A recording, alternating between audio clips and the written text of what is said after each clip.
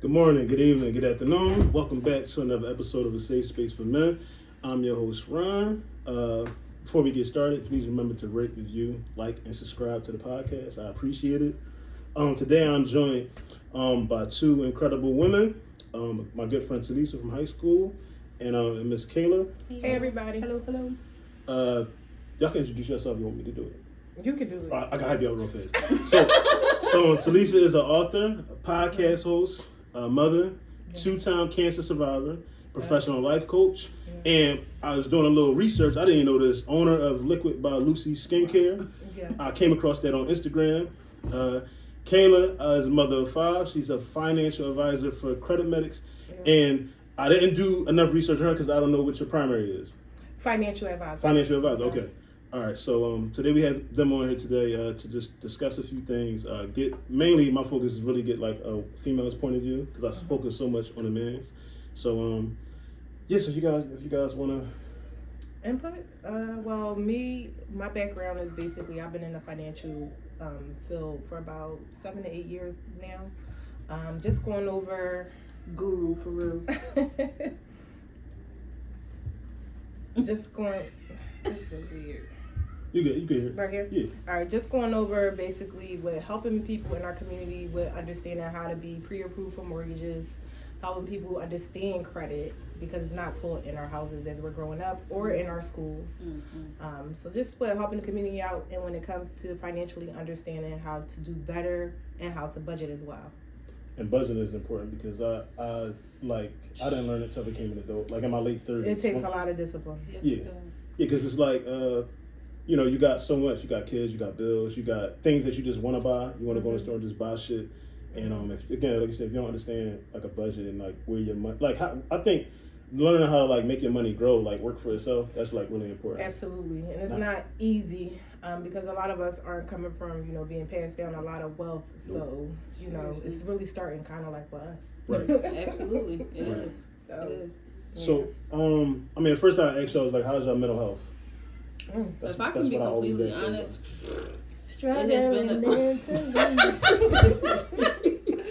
it has been a roller coaster. Just speaking for myself, this year was very, very, very rough, very challenging. I have had episodes where I felt like, okay, am I headed towards depression? I have a therapist that I love dearly, amongst other things, collectively. But I have had to manage my mental health because one, I suffer from anxiety. I had my first actual real life depressive episode last year. So that was my first experience with it, and it scared the shit out of me. So ever since then, whenever I feel like, okay, am I heading in that direction?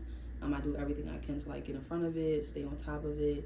And sometimes it works out better than others, but this year has definitely been a struggle.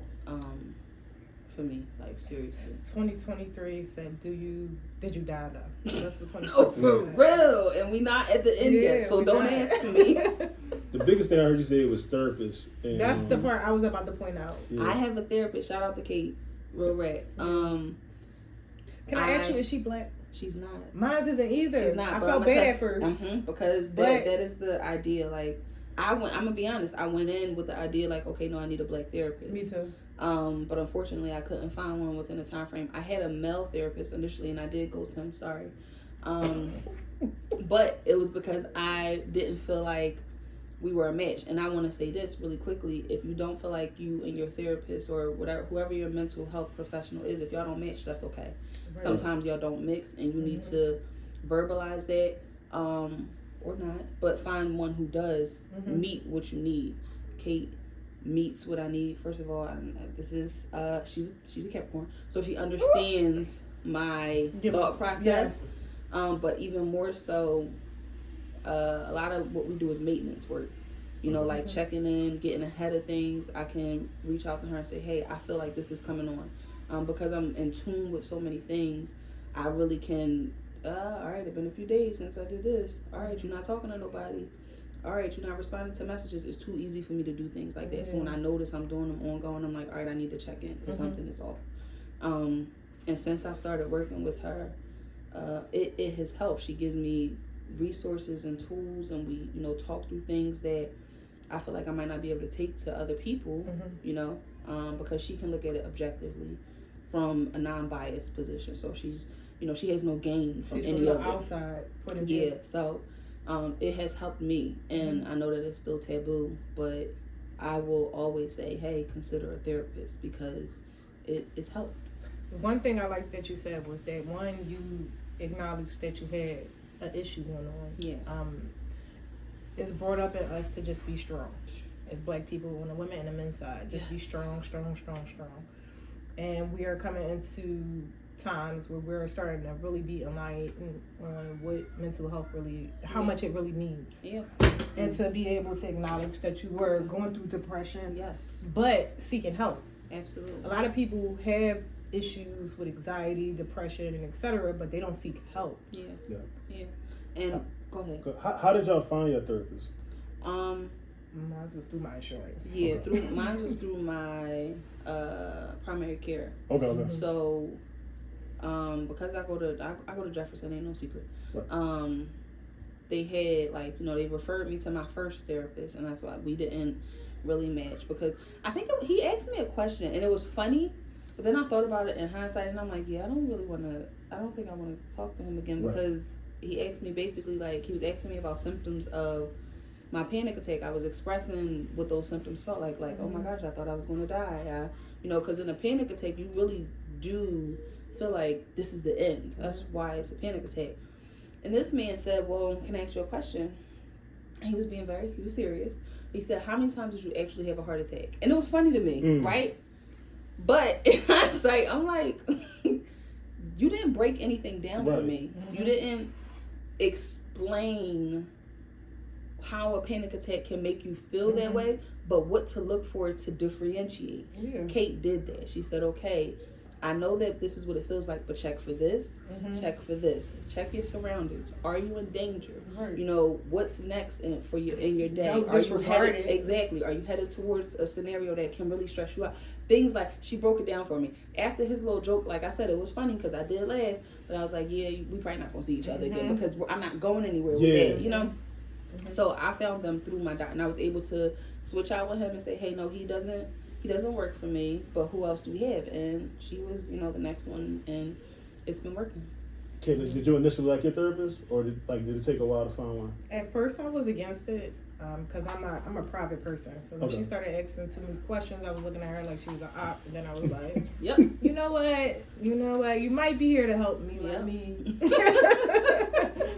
You know, and you are being paid, so let me use this to my advantage. Absolutely. But how do you feel? You created this awesome podcast, Safe Space for Men. Thank you. I appreciate that. The word awesome. So like my premise on everything, for the podcast was things like, obviously things that I've been went through or have experienced, and then talking amongst like my male friends, my brother, they going through the same stuff, but we so private about it. And then like I realized I was talking to so many people, and I always want to start a podcast. I was like, well, shit, if I can help like one person, and every time I do an episode, for the most part, I get like a lot of good feedback from men and women. But a lot of men text me on the side or DM me like, yo, I was experienced that. I've been through this. I had these issues with my kids and, you know, not seeing them, stuff like that. And I'm able to like get them information. So I've really like, this ain't to like to make money like that. It's really to help somebody, help people or anything like that. And even like women reach out to me and they like, I didn't know that men went through these things. I'm like, shit, like, we just taught to shut the fuck up. Like that's really. And man up, that's what they say. When I was brought up, like if you, like my uncles and them, they didn't want to see me crying. Oh, you a girl. Stop crying, And it's a mindfuck, like, oh, I can't, you know what I mean? You can't feel nothing. Yeah. You're not human, you're a robot. Right. And God forbid you end up with a partner that has the same mindset. And she's like, oh, the men in my family don't cry. And it's like, well, where's my outlet? So, and like I am looking for a therapist. I haven't found one yet. So that's why I always ask people, like, you know, when I hear people say they got a therapist, I think it's a great thing. Try your primary, call them and tell them. To refer you. I can't wait to find one. But I think, I don't know, but I think I would probably do better with a female because. Why do you say that? I feel like women. I get more like. I feel like I get more feedback from women, and because I was raised by a man, I could easily a lot of my issues are relatable. So okay, and women normally shoot me straight. You know what I mean? Like your homies, they gonna tell you, but they're not gonna really. Well, it really, not to cut you off. It takes for a man to be secure. Yep. Yeah. Not too many men are secure. Oh, no, yeah. So when you are secured in your manhood, a lot of the men grow up first without dads. They're growing up with moms. Yep. But if you are secure in your manhood, you can comfortably say, "Yo, this is what I got going on. This is and crazy." you need a therapist. You know what I'm saying? If you had a male therapist, he also needs to be secure because he has to give you space to be vulnerable, to be open, to let your guard down. So that might also be a reason why you're inclined to a woman. Like I said, unless that man is equally secure in his feeling, he has to be comfortable being vulnerable so that he can make you feel comfortable in that space being vulnerable. But definitely, if you have like whoever your primary is, if y'all have like a a network. Yeah. A lot of times they do partner with institutions, facilities, or they have it in house. Okay. And I'm always like online looking people up, looking at their ratings and shit. Yep. Like if 5 to me, it's a big difference between a 5.0 and a 4.6. You're a 4.6. I'm looking like. I've done it with my doctors. I didn't do it with the therapist. I didn't do it with the therapist. The main reason was because she was kind of referred to me, like it was like, okay, this is the next therapist that we have available, and I was like, okay, like I'ma try, but it don't work out. Yeah, and then our first conversation was kind of just checking in, and then by the second one, I was like, yo, I think I can do this, like, and even if she asks like a tough question or like you said, she goes somewhere you're not ready to go, like, sis, relax, like, really, Kate, she's like, okay, but I need you to start thinking about how we're going to discuss this because we need to have the discussion. So, I mean, sensitive topics we're scared to talk about. Yeah, that's Them dark places we scared to visit. And mine is Indian. And really? Yeah. So I definitely was like, I don't know how this is going to work. Yeah. But then she told me she was a part of a big family. And then I'm like, all right, my mom, I'm the oldest of how many? 7 kids. I'm the oldest of. Yes, she is. Older sister gang unite. Yes. Gang. So when she was like, I'm the oldest of 12, I'm like, wow, no, you're not. Then she showed me the pictures. I was like, oh, all right, we could talk. Yeah. Let's talk. Yeah. So you never know. You just never know. Yeah. So when what's your best practices like staying grounded? Like when you feeling like overwhelmed, like if you having like a rough day, like I know me, I just be like, what you do? Hope I ain't gotta work today. So if I gotta work, they'll be like, we ain't seen you all day, and I'll be like, I'll be somewhere. I'm just getting through the day. Yeah, I mean, it'd be like on a double. I'll go somewhere and I need to just be by myself, put some music on. Yeah, I will say like, I am a work machine. I'm a workhorse is what I've been referred to as, and I've accepted it. So a lot of times I can go, but this having kids, having a family, having a household, having so many other things to maintain, like I've noticed as I've gotten older, I have to pause. Like journaling really helps, and that's your go-to. Like it amazes me how much I can unravel my brain by just writing, and it sounds so minuscule, but sometimes when you have thought so much throughout the day, you've had to make so many decisions, you've had to direct so many things, you've had to lead. I don't have anything left, and then you got to come home and like, okay, what do we eat for dinner? I don't fucking everything know. is dependent on I don't you. know. Without you, shit don't move at all. So it's like, if I don't do that, then I risk, and I had to understand the risk of not doing it, because 5 years ago, 10 years ago, 15 years ago, I'd have been like, I'm cool, because like we was raised to be strong. We was raised militant. Right. Don't cry, don't show no emotion, don't show no fear. The only thing you do, you get it done and you move forward. That is literally how we were, and that's from my mother. I used to be scared to cry at funerals. Listen, are you serious? Yeah, for real. No, that's scary. Yeah, so terrified. It was like, okay, I can do this. I can keep moving. I can, but life will show you, no, sis, no, you can't. You about to fall apart. Like you're literally unraveling at the seams. So journaling really does, like, and sometimes I can't. I've noticed when I'm really overstimulated or I'm just like overwhelmed, I can't even form what I want to say in my journal. So what I do is I just brain dump. I write whatever comes to mind. And sometimes those pages you need to burn because you look at them and you be like, where were you at when you wrote this? But the more I do it, I can clear my mind and start forming how, okay, this is how I feel. Today felt like this. I'm over this. F this person. Whatever it is, I need to get it out so that, one, I don't carry it to my kids. I don't carry it to my partner. I don't carry it into my household. And praying. Because some stuff I can only take to God. There's not a soul on this earth who they can hear me. But what I've noticed is when you lead, when you're the leader, sometimes I have no place to sit it down at. It's harder to have a safe space. Yes, when you are a leader. Oh my gosh. So I have to go to God. And between that and journaling and my she does. When I say I don't have anybody to take it to, it's not that I can't take it to her. It's that what it is needs to be said with him. I have to have the conversation with him. I can bring it to you afterwards, but I got to take this to him because that's just how it is. So I would say for me, that's what it is. And then I just need silence. I'm a person where I'm so comfortable being alone, and just quiet, but I don't always get alone time, so I have to carve it out. And Jamila will say, yo, you need to go be by yourself.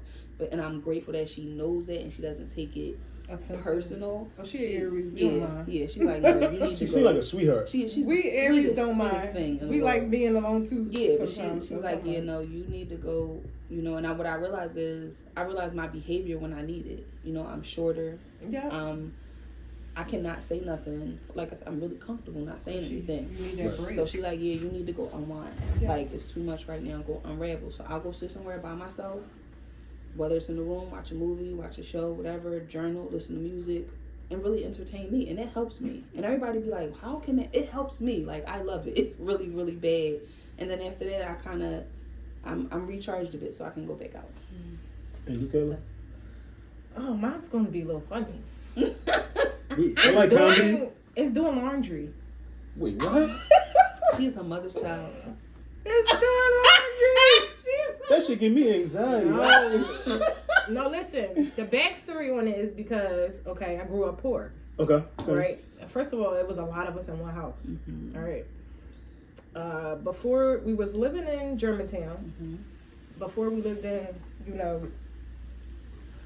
we was living in Germantown, and it's a lot of us. So my house was always, loud. Okay. So now that I'm older, first of all, just to be honest, me and Talisa practically raised our brothers and sisters. Yes, you did. She was telling me.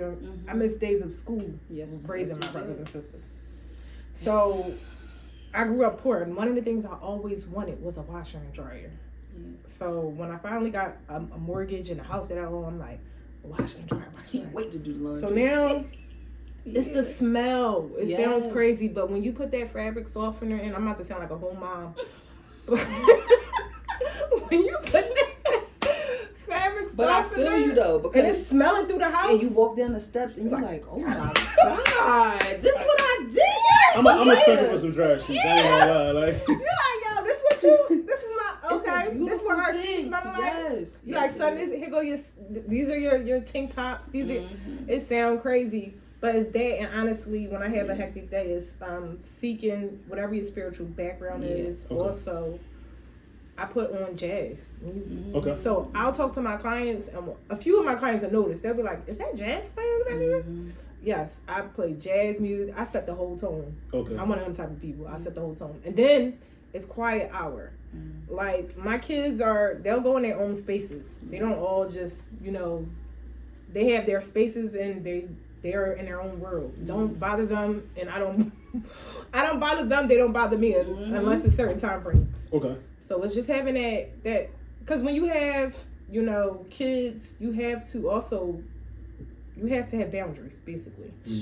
I didn't learn it. Right now I'm working, and with a daughter, she's like, because she's spoiled, she'd be like, all right, mom, I know you got a client, but Kamora, I will see you in 5. I'm sorry, but I gotta see you in 5 minutes. You gotta wait. That was the hardest thing. So setting boundaries, even with your kids, and for me, it's doing laundry and listening to jazz music. Yeah, if I don't shut down, if I don't want to have be quiet and be myself, the gym works for me. I can go to the gym. I'll be in the gym 4 hours. That's definitely a stress reliever. Exercise. I want that for me. I can bust a workout and then I come out the gym feeling like brand new. Yep. But Yeah. Feeling like you could conquer the world. seriously, I gotta get back into the gym. I want to. You said boundaries with children. That was something that I really struggled with because I had this fear of missing something for them, like, you know, missing out on, or them feeling like I shut them out. That was a huge thing for me. But it's so, the older we got, we realized how important it is, because your kids get older, they get friends, they build a life for themselves. And then at some point they be like, well, I'll get back, you know, I'll get around to you, you know, and then you're left with all the things you didn't do when you didn't build those boundaries. So I wish that, not wish, because, you know, I don't regret anything, but that was a huge fear of mine. I was like, oh my God, they'll feel shut out. It's not easy. And and because I have really sensitive girls, like they are really, their heart is like on both sleeves and shoulders. So like, I was always afraid of saying, hey, I'll get to this later. They would take it as, oh, she doesn't want to talk to me. Because I don't know if I read something or listened to a podcast about how kids don't understand, like they process their emotions differently. So what you say to them isn't always what they hear or process. So I can say to you, hey, you know, let's try this tomorrow because I need to do this today. But to them is, mommy don't want to play with me. Mommy don't have no time for me. And I feel like my youngest, Heavenly, is very emotionally in tune. So I feel like that was her thought process sometimes, like, oh, you don't want to spend time with me. No, it's like, no, it's not it. Mommy gotta, you know, do this and need a moment. Yeah. I actually went through a depression when I had to doing 2 jobs and all of that. When I went through the moment of moving out of my mom's house into my own, I had to miss so much time that I had to that's what drove me to therapy. Because I was like, damn, I know for kids it's not what you buy, it's time. So that messed with me. But as I was able to, you know, stop doing so many hours, I was able to, you know, get caught up. And then my son told me one day, Mom, I'm really not trying to be in your bed. I'm not trying to be underneath you like that. I got stuff to do. Then I check myself like, all right, let me go outside. Let me go outside, because they playing me now. This is true. So it's just a balance. Everything is a balance. And once you learn that, you get a hold of that, you'll feel much better. I could walk out the house and like, yo, I fed y'all, I put food in the house, the bills is paid, the water is paid, leave me the fuck alone. Give me 10. Bye. And then nothing worse than, like, we was talking about this on Twitter, when you hit the door and you trying to like, I'm trying to like get my life situated, and the kids is like Jordan don't even have a jacket off. Dad, I want this. Dad, and it's like, I still got keys in my hand. Like, you know what I mean? Like, I haven't even like arrived. Like, we technically ain't here yet. And we not like, the door is still open.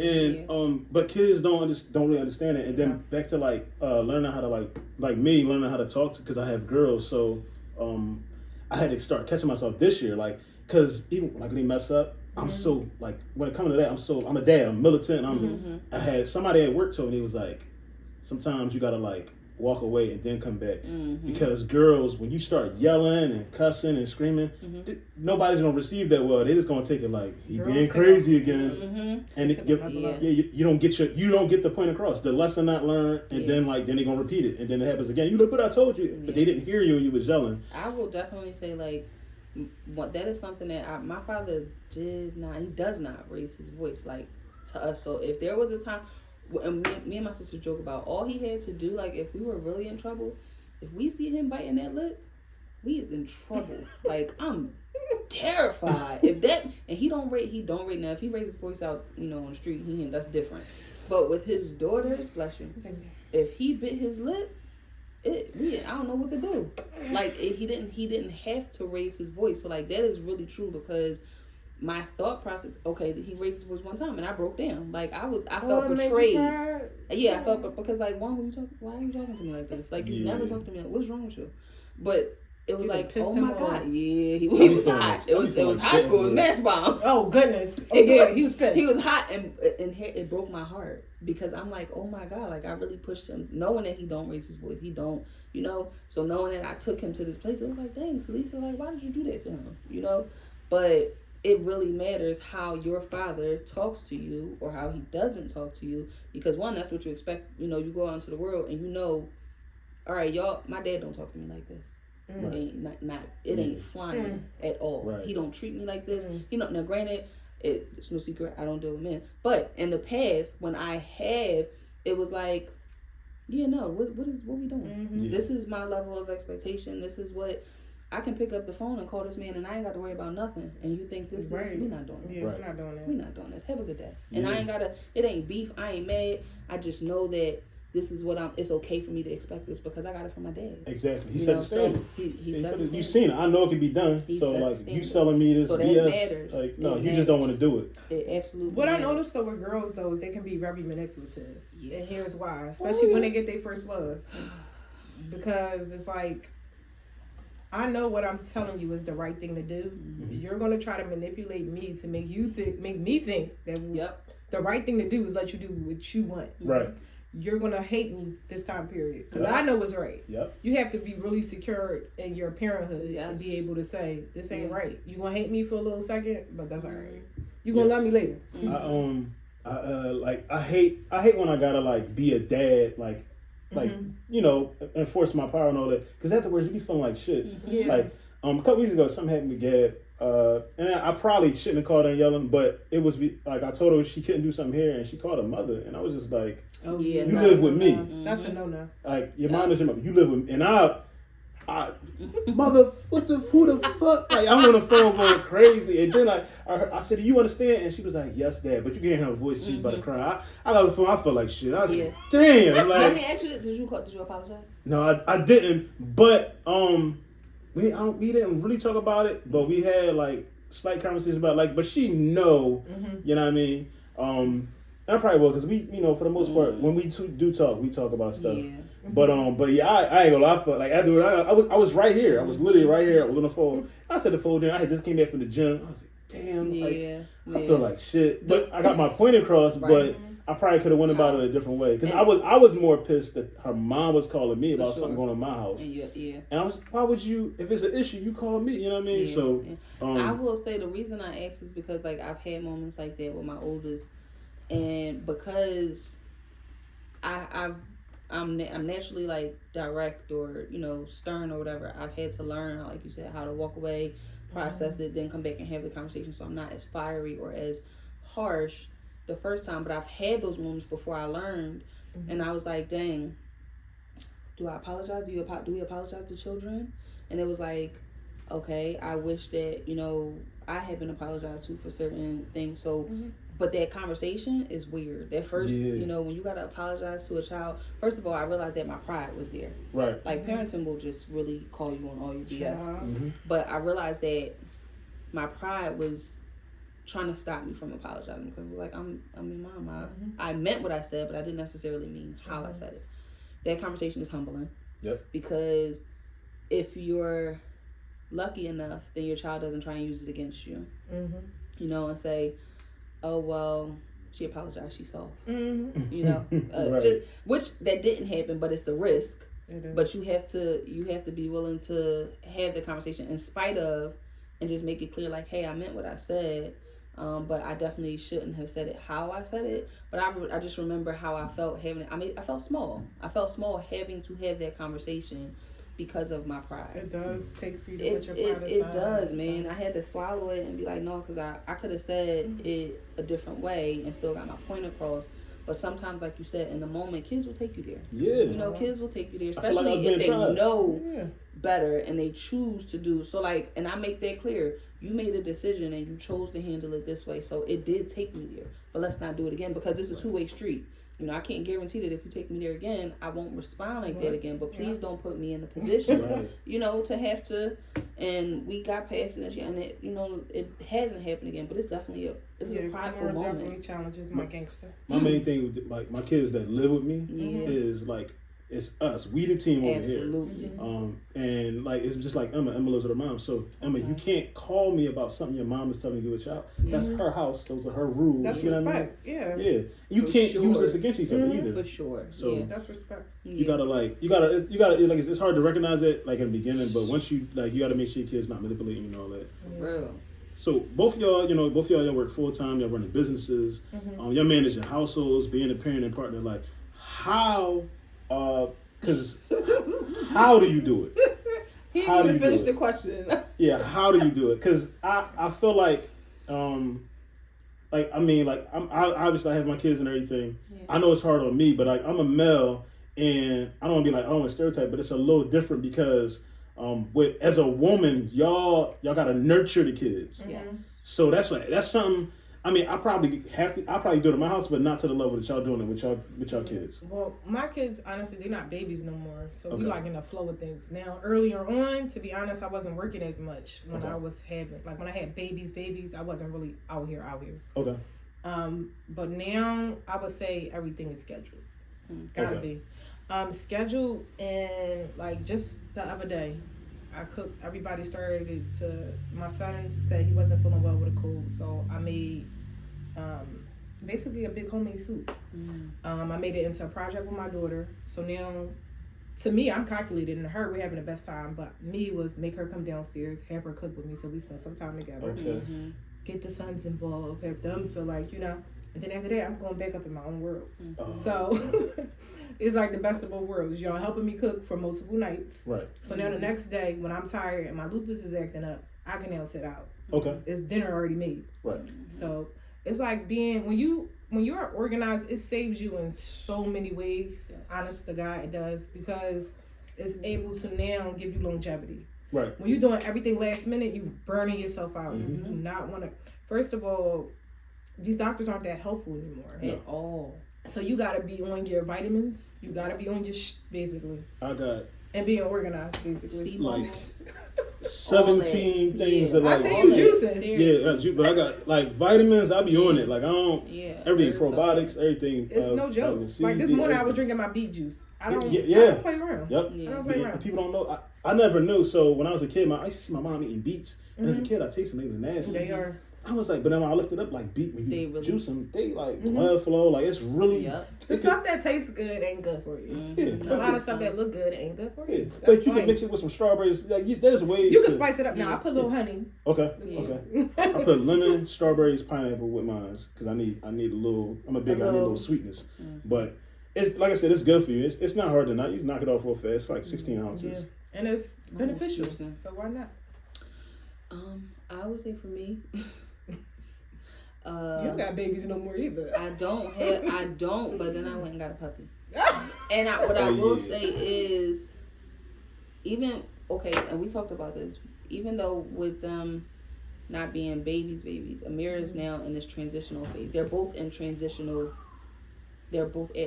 ages. So with Amira being 18, transitioning from that high school kid to, okay, what do I do now? Yeah. And then Heavenly being 12, you know, preteen to like moving into teenager and all that stuff. They're both in two very influential transitional stages. So those, we have to be super like present to make sure they're not being sucked up by, you know, their environment, their atmosphere, school, you know, work, and all of those things. So it's constantly checking in. I will say that, and Jamila and I just had this conversation probably like yesterday. Sometimes my job takes so much out of me during the day that I'm literally like on a prayer by the time I get off, and I still need to have a little bit more to check in with everybody. I'm you know, blessed enough to work from home, so I can be home when the kids get home from school, so I can literally check them at the door. Right. You know, I can go to the bus stop if I need to see what's going on. I can check in with Amira to, you know, and we have the type of relationship that Amira is still very, she's comfortable with being up under us. She's comfortable with sharing things. And I know she probably don't take everything to us, but she has aunts that if she doesn't feel comfortable taking it to us, she goes to them. So I would definitely say it takes a village. It definitely does.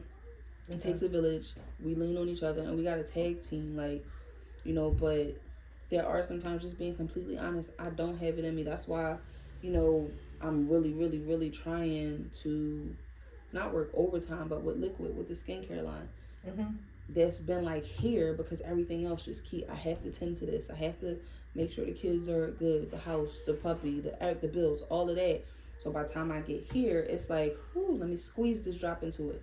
But we was talking about that yesterday, like, yo, we got to think about next year. You know, we got to think about, and when I look at Dear Daughter, as much as I wanted to write this book and put it out to the world, this was a contract with myself. Like, Okay. I had to see this through, because whenever I feel like, you know, I'm never going to get to liquid, I'm never going to launch it the way I want. I'm just being completely honest. I'm never going to get it to where, because I'm so tired, because I'm so exhausted, because I'm so